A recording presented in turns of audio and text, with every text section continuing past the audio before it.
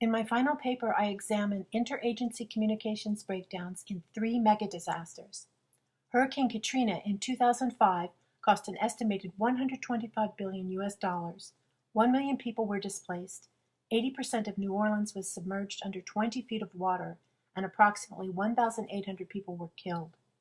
The 2010 Haiti earthquake cost an estimated $15 billion US, with 1.5 million people displaced, approximately 300,000 people injured, and 220,000 people killed.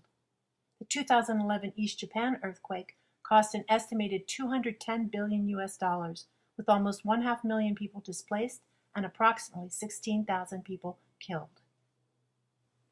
Research identifies poor interagency communications coordination as the primary reason for the inefficiencies in disaster response in all 3 of these megadisasters.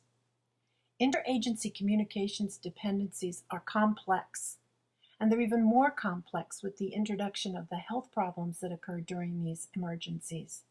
If interagency coordination is not enabled pre-disaster, it is unlikely that interagency communications will be efficient during and after a disaster.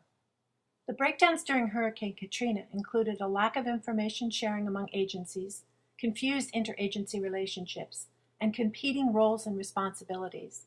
I included 2 quotes from Michael Brown, director of FEMA during Hurricane Katrina, as he responded to questions about the lack of agency coordination.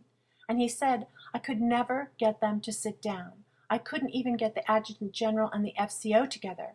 I couldn't even get them to share an office. The Adjutant General was moving in and out. I couldn't get a team effort together." This is an example of a relationship that needs to be set up pre-disaster. Poor interagency communications during Hurricane Katrina and also during other U.S. coastal disasters are responsible for increasing the response and recovery costs. And looking at this chart, you can see the total U.S. losses from weather-related disasters since 1980 total $880 billion. This is a huge amount that could be affected by increased efficiencies in interagency communications.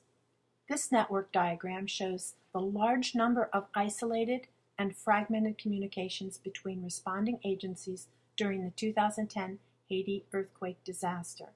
The researchers were stunned to see how many communications occurred outside network and some without any response from disaster agencies that were deeply involved with the recovery.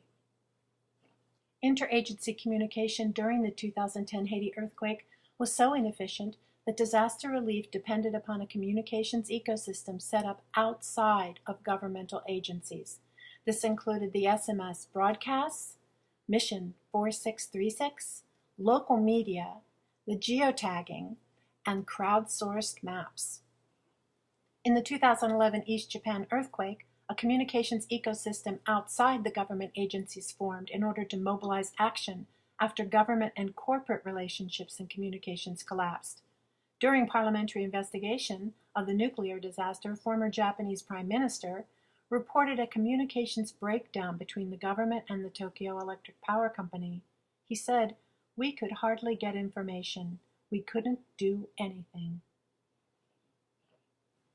Research shows that collaborating multiple agencies will have better results in a disaster response than independent agencies operating without collaborations. However, no matter how improved our communications processes and technologies become, no matter how well project management seems to organize agencies, individuals and organizations continue to act autonomously in response to disasters. So why are we not learning how to operate in a collaborative way during and after an emergency or a disaster? The research discusses some barriers to communications and collaboration. An agency's collaborative capacity is difficult to build when the people are constantly changing or under repeated threat themselves. And if one agency or group is excluded, that creates a weakness for communication, collaboration, and relief efforts during the next disaster. Although trust is identified as a major ingredient for collaboration, it may not be possible to establish deep levels of trust among agency personnel before a disaster strikes. Also, incongruent goals in different responding agencies may cause individuals to mistrust one another's decisions and motives when called upon to work together. The literature suggests some solutions. An agency's collaborative capacity and ability to trust could be increased, even with frequent personnel turnover and stress, by using stories and storytelling intentionally spread by management throughout an organization that endorse the trustworthiness of other agencies and other agency personnel. This perceived trust has been found to be as effective in promoting collaboration and communication as trust built from long-time personal contact. Also, if incongruent agency goals cause personnel to question other responders' motives, it would be useful to remove this barrier to collaboration. In disaster situations, individuals from different agencies could be assigned to temporary virtual teams that were pre-organized with congruent visions, missions, and goals that were specifically agreed upon pre-disaster for future disaster response. Congruent goals, even when they're temporary, support integrated communications. As you can see from this diagram, when communication is fragmented, teams are unaligned when each one has a different focus.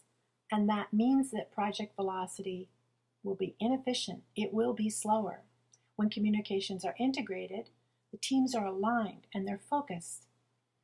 And project velocity is strong and fast, and there's more efficiency.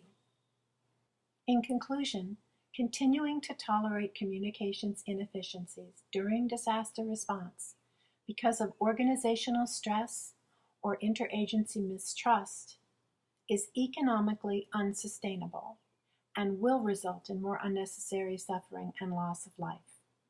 This is a situation that we have the ability to control with techniques that are not even technologically related.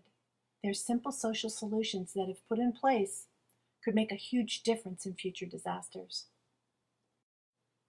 I included 2 pages of references for this presentation, and thank you.